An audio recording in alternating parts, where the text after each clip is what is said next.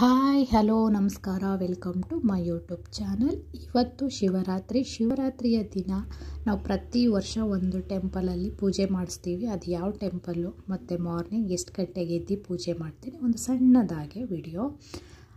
ಬೆಳಿಗ್ಗೆ ಎದ್ದಿದ ತಕ್ಷಣ ಬಾಡಿ ಸ್ವಲ್ಪ ಹೀಟಾಗಿತ್ತು, ಅದಕ್ಕೋಸ್ಕರ ಎಳ್ನೀರು ಓಪನ್ ಮಾಡಿ ಅದಕ್ಕೆ ಕಲ್ಲು ಸಕ್ಕರೆನ ಬೆರೆಸಿ ಒಂದು 10 ನಿಮಿಷ ಇಡಬೇಕು. ಕಲ್ಲು ಸಕ್ಕರೆ ಕೆಂಪುದಾದರೂ ಸರಿ ಬಿಳಿದಾದರೂ ಸರಿ, ಬಾಡಿ ತುಂಬ ಹೀಟಾದಾಗ ಈ ಥರ ಮಾಡಿ ಕುಡಿದ್ರೆ ಸ್ವಲ್ಪ ಬಾಡಿ ಅಂದರೆ ಕೂಲ್ ಆಗುತ್ತೆ, ಇಲ್ಲಾಂದರೆ ಕಂಟ್ರೋಲಿಗೆ ಬರುತ್ತೆ, ಇಲ್ಲಾಂದರೆ ಹೀಟಾಗೇ ಇರುತ್ತೆ. ಅದಕ್ಕೊಂದು ಸ್ವಲ್ಪ ಸಬ್ಸಿ ಅದು ಅಷ್ಟೇ ಒಂದು 10 ನಿಮಿಷ ನೆನೆಸಿ ಇಡಬೇಕು.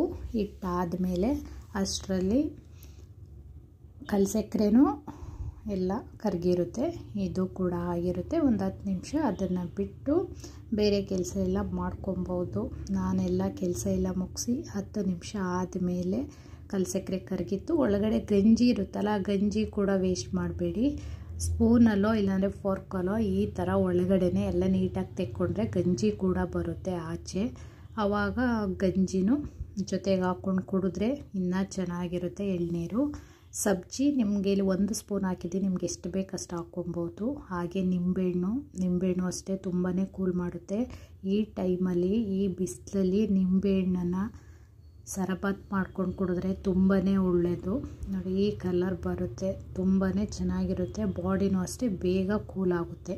ಹಾಗೆ ತಂಬಿಟ್ಟು ಮಾಡ್ಕೊಂಡಿದ್ದೆ. ತಂಬಿಟ್ಟು ಅಂದರೆ ಅಲ್ಲೇ ಇನ್ಸ್ಟೆಂಟಾಗಿ ಮಾಡಿಕೊಂಡು ಅಂತ ತಂಬಿಟ್ಟು, ಯಾವುದೇ ಥರ ಮಿಲ್ಗೆ ಹೋಗಿ ಅಕ್ಕಿ ಬಿಡಿಸಿ ಕಡಲೆ ಬಿಡಿಸ್ಕೊಬಂದು ಮಾಡಿದ್ದಲ್ಲ. ಒಂದು 10 ಉಂಡೆ ಆಗಿತ್ತು. ಇಲ್ಲಿ ಅಕ್ಕಿ ತೊಗೊಂಡಿದ್ದೀನಿ. ಅಕ್ಕಿನೇ ಹಿಂದಿನ ದಿನ ತೊಳೆದು ಒಣಗಿಸಿದ್ದೀನಿ.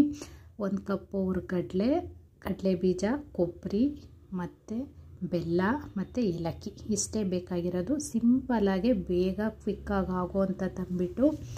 ಶಿವರಾತ್ರಿ ಹಬ್ಬದ ದಿನ ತಂಬಿಟ್ಟು ಮಾಡೇ ಮಾಡ್ತಾರೆ.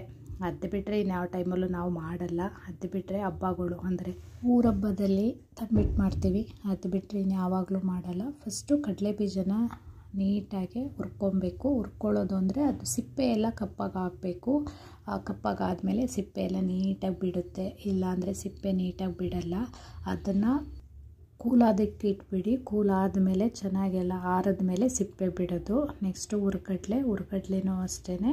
ಅದು ಸ್ವಲ್ಪ ಕಲರ್, ಒಂದು ಸ್ವಲ್ಪ ಬ್ಲ್ಯಾಕ್ ಕಲರ್ ಅತಿ ಬ್ಲ್ಯಾಕ್ ಅಲ್ಲ, ಸ್ವಲ್ಪ ಕಲರ್ ಬದಲಾಗೋವರೆಗೆ ಹುರ್ಕೊಂಡು ಅದನ್ನು ಅಷ್ಟೇ ಎಲ್ಲನೂ ಕೂಲಾಗೋದಕ್ಕೆ ಇಡಬೇಕು. ಯಾಕೆ ಅಂದರೆ ಇಲ್ಲಿ ನಾವು ಪೌಡರ್ ಮಾಡ್ಕೊಳ್ಳೋದ್ರಿಂದ ಬಿಸಿದ್ರಲ್ಲೇ ಪೌಡರ್ ಮಾಡಿಕೊಂಡ್ರೆ ಮುದ್ದೆ ಥರ ಬರುತ್ತೆ. ಅದಕ್ಕೋಸ್ಕರ ಎಲ್ಲನೂ ಆರೋದಕ್ಕೆ ಇಡಬೇಕು. ಅಕ್ಕಿನೂ ಅಷ್ಟೇ, ಅಕ್ಕಿನೂ ಸ್ವಲ್ಪ ಘಮ ಅಂತ ಸ್ಮೆಲ್ ಬರೋವರೆಗೆ ಹುರ್ಕೊಂಡು ಅದು ಕೆಂಪಾಗೋ ಹುರ್ಕೊಂಡು ಅದನ್ನು ಆರೋದಕ್ಕೆ ಇಟ್ಕೊಬೇಕು. ನೆಕ್ಸ್ಟು ಬೆಲ್ಲನ ಕರಗಿಸ್ಕೊಬೇಕು. ಇಲ್ಲಿ ಪಾಕನ ಗಟ್ಟಿ ಪಾಕ ಬರೋ ಅವಶ್ಯಕತೆ ಏನಿಲ್ಲ, ಬೆಲ್ಲ ಕರಿಕೊಂಡ್ರೆ ಸಾಕು, ಅದೇ ಪಾಕ. ಇಲ್ಲಿ ಇದನ್ನೆಲ್ಲ ಪುಡಿ ಮಾಡ್ಕೊಬೇಕು. ನೀವು ಪುಡಿ ಮಾಡ್ಕೊಬೇಕಾದ್ರೆ ಫುಲ್ ಸಾಫ್ಟಾಗಿ ನುಣ್ಣಗಾದರೂ ಪುಡಿ ಮಾಡ್ಕೊಳ್ಳಿ, ಇಲ್ಲಾಂದರೆ ಸ್ವಲ್ಪ ತರಿ ಇದ್ದರೂ ಓಕೆ, ಯಾವ ಥರ ಮಾಡಿಕೊಂಡ್ರೂ ಓಕೆ, ಬಟ್ ಉಂಡೆ ಕಟ್ಟೋಂಗಿರಬೇಕು.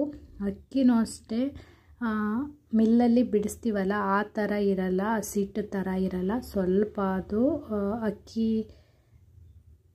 ತರಿನೇ ಇರುತ್ತೆ. ಸೊ ನಿಮ್ಗೆ ಯಾವ ಥರ ಬೇಕೋ ಆ ಥರ ಮಾಡ್ಕೊಳ್ಳಿ.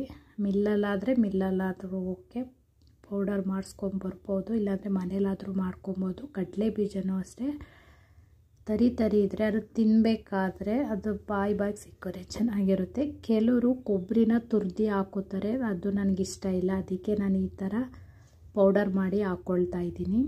ನೆಕ್ಸ್ಟು ಬಿಳಿ ಎಳ್ಳು ಮರ್ತುಬಿಟ್ಟಿದೆ. ಆಮೇಲೆ ತಕ್ಷಣ ಏನೋ ಮರ್ತಿದ್ದೀನಲ್ಲ ಅಂತ ನೆನಪಾಯಿತು. ಆವಾಗ ತಕ್ಷಣ ಹುರ್ದು ಬಿಳಿ ಎಳ್ಳು ಕೂಡ ಹಾಕ್ಕೊಂಡೆ. ಬಿಳಿ ಎಳ್ಳು ಅಥವಾ ಕಪ್ಪೆಳ್ಳು ಅದು ತುಂಬಾ ಚೆನ್ನಾಗಿರುತ್ತೆ ಟೇಸ್ಟು. ಅದನ್ನೆಲ್ಲ ಹಾಕ್ಕೊಂಡು ಮಿಕ್ಸ್ ಮಾಡ್ಕೊಬೇಕು. ಚೆನ್ನಾಗಿ ಫಸ್ಟೇ ಮಿಕ್ಸ್ ಮಾಡ್ಕೊಬೇಕು, ಇಲ್ಲಾಂದರೆ ಹಸಿಟ್ಟೆಲ್ಲ ಅಂದರೆ ಅಕ್ಕಿ ಹಸಿಟ್ಟೆಲ್ಲ ಹೋಗಿ ಕೆಳಗಡೆ ಇರುತ್ತೆ, ಇಲ್ಲಾಂದರೆ ಕಡಲೆ ಹಿಟ್ಟೆಲ್ಲ ಕೆಳಗೆ ಇರುತ್ತೆ. ಸೊ ಎಲ್ಲ ನೀಟಾಗಿ ಮಿಕ್ಸ್ ಮಾಡಿಕೊಂಡು ಆಮೇಲೆ ಬಿಸಿದ್ರಲ್ಲೇ ಇದನ್ನು ಕಲಿಸ್ಕೊಬೇಕು. ಪಾಕನೂ ಅಷ್ಟೇ ಆರೋದಕ್ಕೆ ಬಿಡಬಾರ್ದು, ಅದು ಗಟ್ಟಿ ಆಗಿಬಿಡುತ್ತೆ. ಬೆಲ್ಲ ಕರಗಿದ ತಕ್ಷಣ ಪಾಕನೂ ತೆಗೆದು ಬಿಸಿದ್ರಲ್ಲೇ ಕಲಿಸ್ಕೊಬೇಕು. ಬೆಲ್ಲನ ಸೋಸಿ ಹಾಕ್ಕೊಳ್ಳಿ, ಅದರಲ್ಲೆಲ್ಲ ಕಪ್ಪಗೆ ಹಾಗೇ ಇರುತ್ತೆ. ಹಾಕ್ಕೊಂಡು ಈ ಥರ ಬಿಸಿದ್ರಲ್ಲೇ ಕಲಿಸ್ಕೊಳ್ಳೋಕೆ ಟ್ರೈ ಮಾಡಬೇಕು. ಇಲ್ಲಾಂದರೆ ನೀವು ಹಾಕಿ ಬಿಟ್ಬಿಟ್ರೆ ಉಂಡೆ ಹಾಗೆ ಕೂರಲ್ಲ, ಮತ್ತು ಅದು ಉಂಡೆ ಥರ ಬರಲ್ಲ, ಒಡ್ಕೊಳ್ಳುತ್ತೆ. ಅದಕ್ಕೆ ಸ್ವಲ್ಪ ಬಿಸಿದ್ರಲ್ಲೇ ಈ ಥರ ಮಿಕ್ಸ್ ಮಾಡಿಕೊಂಡು ಸ್ವಲ್ಪನೇ ಉಂಡೆನ ಕಟ್ಕೊಳ್ಳಿ.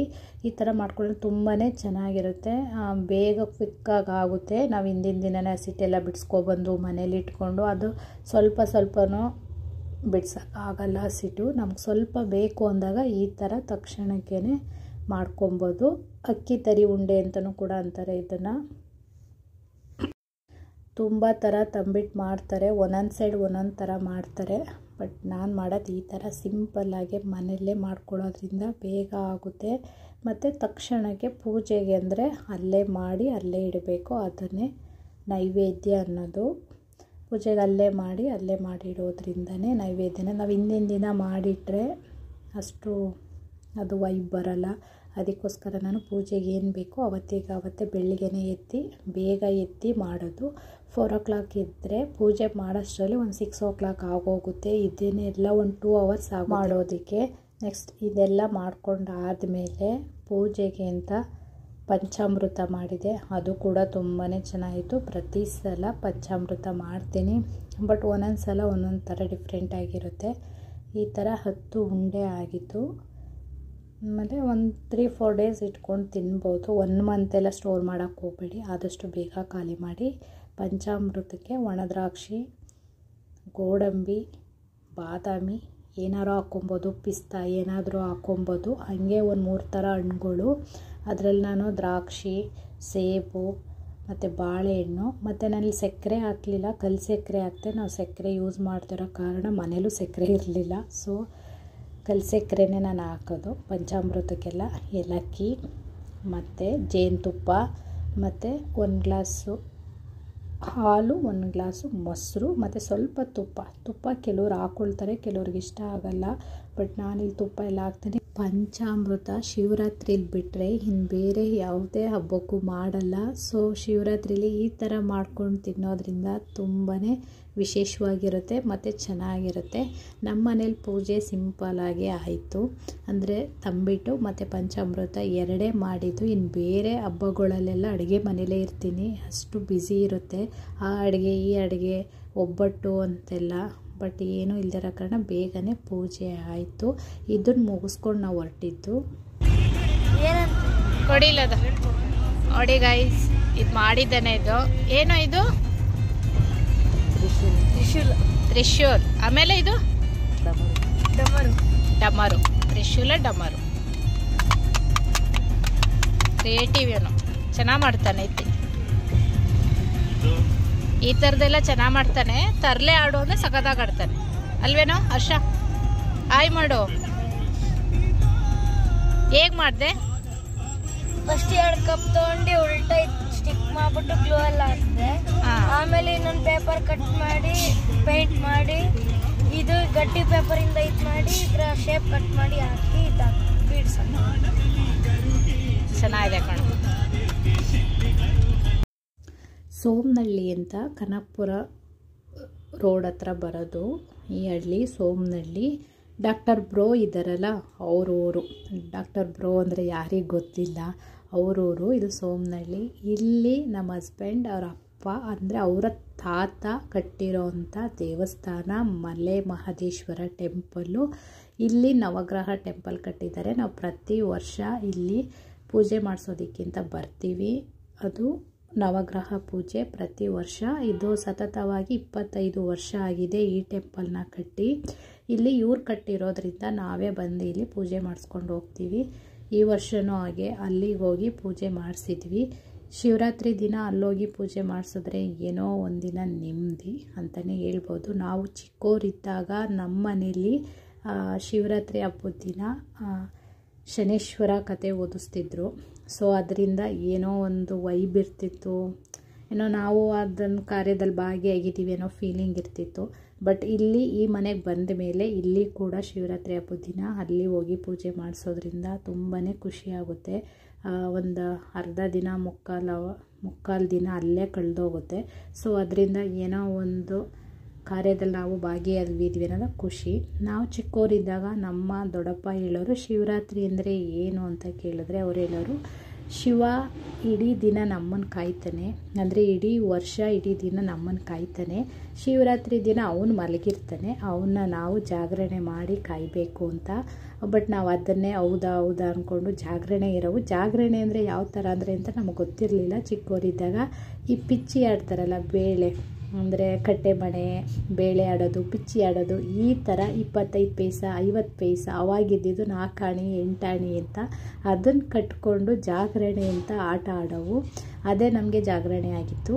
ಆವಾಗ ನಮ್ಮ ಮನೆಗಳೆಲ್ಲ ಅಕ್ಕಿ ತರಿ ಉಪ್ಪಿಟ್ಟು ಮಾಡೋರು, ಅಕ್ಕಿ ಉಪ್ಪಿಟ್ಟು ಅಂತ. ಅದು ಹೇಗೆ ಅಂದರೆ ಹಸೆಕಲ್ಲು ಬರುತ್ತಲ್ಲ, ಅದರಲ್ಲಿ ಅಕ್ಕಿನ ರುಬ್ಬಿ ಅಂದರೆ ಅಕ್ಕಿನ ಬೀಸಿ ಅದು ನುಚ್ಚು ಥರ ಆಗುತ್ತೆ, ಅದನ್ನು ಅಕ್ಕಿ ತರಿ ಉಪ್ಪಿಟ್ಟಂತ ಮಾಡೋರು. ಅದನ್ನು ತಿಂದು ನಾವು ಉಪವಾಸ ಇದ್ದೀವಿ ಅಂದ್ಬಿಟ್ಟು ಅನ್ನನೇ ಮುಟ್ಟಿಲ್ಲ ಅಂತ ಹೇಳೋವು. ನಮಗೆ ಗೊತ್ತೇ ಆಗ್ತಿರ್ಲಿಲ್ಲ ಉಪವಾಸ ಹೇಗಿರಬೇಕು ಏನು ಎತ್ತಂತ ಏನೂ ಗೊತ್ತಾಗ್ತದೆ. ಇದೇನೆ ಅವಾಗಿನ ಶಿವರಾತ್ರಿ ಅಂದರೆ.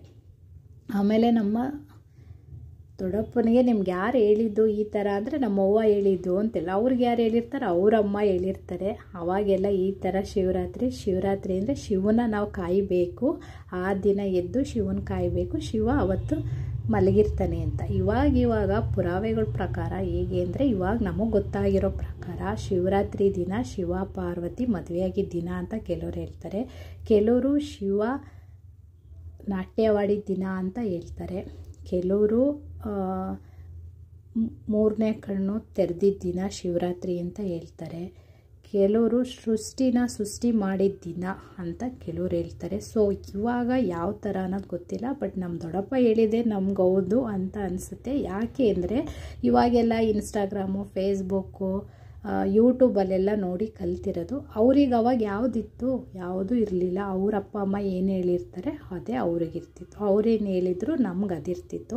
ಸೊ ನನ್ನ ಅನಿಸಿಕೆ ಪ್ರಕಾರ ಶಿವರಾತ್ರಿ ಅಂದರೆ ಅವ್ರು ಹೇಳಿದೆ ಕರೆಕ್ಟು ಅಂತ ನನಗೂ ಅನಿಸುತ್ತೆ. ಇವಾಗೆಲ್ಲ 10 ದಿನ ಶಿವರಾತ್ರಿ ಅಂತಾರೆ. ಯಾವುದೇ ಹಬ್ಬ ಆದ್ರೂ ಇನ್ಸ್ಟಾಗ್ರಾಮ್ ಓಪನ್ ಮಾಡಿದ್ರೆ ಸಾಕು, ಅದ್ರ ಬಗ್ಗೆನೇ ಆ ಥರ ಉಪವಾಸ ಮಾಡಬೇಕು, ಈ ಥರ ಪೂಜೆ ಮಾಡಬೇಕು, ಆಗಿರಬೇಕು ಈಗಿರಬೇಕು ಅಂತ ಹೇಳ್ತಾರೆ.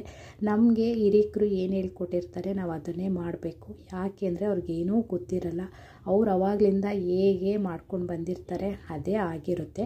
ಇವಾಗೆಲ್ಲ ಮಾಡ್ರನ್ ಆಗಿ ಆಗಿರಬೇಕು ಈಗಿರಬೇಕು ಅನ್ನೋದು ಇವಾಗ ಬಂದಿರೋದು.